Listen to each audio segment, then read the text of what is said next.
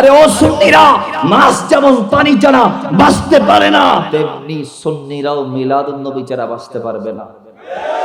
দুনিয়ার মানুষ আলা হযরতের সেই কথা, আমরা যারা রাসূলকে চিনে ফেলেছি, আমরা যারা রাসূলের মাধ্যমে আল্লাহ পর্যন্ত পৌঁছে গিয়েছি, আমরা যারা জান্নাতের অধিকারী আছি, আমরা যারা আকায়েদে আহলে সুন্নাহ ওয়াল জামাতের অন্তর্ভুক্ত আছি, দায়েমার কায়েম আছি, আমাদের জন্য আমার মদিনা ওয়ালা রাহমাতাল লিল আলামিন হচ্ছে আল্লাহরই জমিনে আল্লাহ প্রদত্ত শ্রেষ্ঠ নিয়ামত। তো ওই মদিনা ওয়ালা রাহমাতাল লিল আলামিনকে কেন্দ্র করে আমরা জলস করব, মিছিল করব, মিটিং করব, যেমন চাইতা করব।